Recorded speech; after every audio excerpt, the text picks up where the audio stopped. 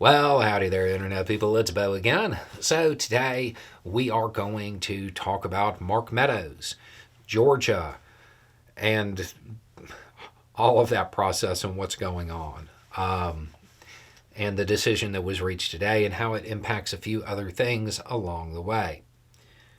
Okay, so if you don't know what's going on, Mark Meadows, one of those who was brought up with Trump in Georgia in that giant case. He has been trying to get his case removed from Georgia to the federal court system. He was ruled against, and he appealed it. The appeals court has reached their decision.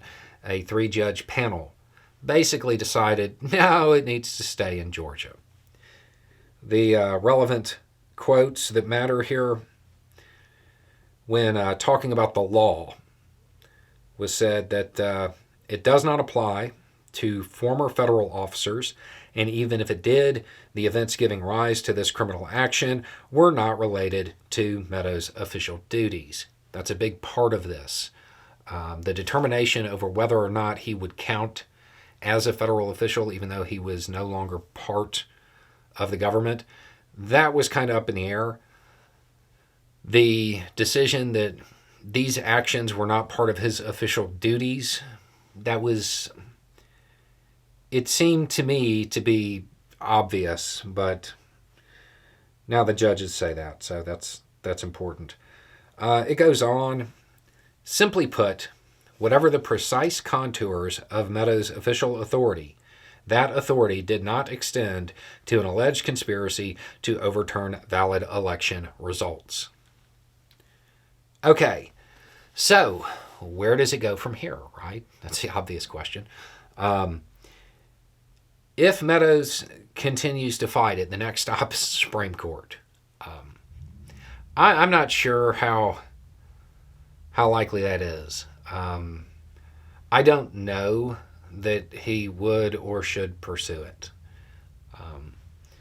But they have... the Trump legal teams, and when I say that, I mean all of them, not those just employed by Trump, they've made a lot of decisions and made a lot of appeals and stuff like that that maybe weren't the best strategically. I'm still actually of the opinion that if Meadows had been successful here, he would regret it. But at the moment, his case will stay in Georgia. If it goes to the Supreme Court, we'll see what they say. One thing that's worth noting is that the statement, what Meadows is saying, what Meadows is saying protects him, is a smaller ask than what Trump is saying. They're different. But when you compare them, the fact that they shot Meadows down, it leads to the idea that Trump's claims will also be rejected.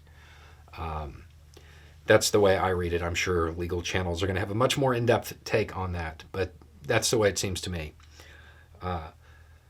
From here, he has to make the decision as to whether or not he wants to continue to try to fight to get it removed to federal court. I would imagine at this point, he's starting to understand that even if it goes to federal court and he gets it removed, the immunity that he thinks is there, these judges certainly don't think it's there. And it may not be a wise idea to remove it to federal court. Anyway, it's just a thought. Y'all have a good day.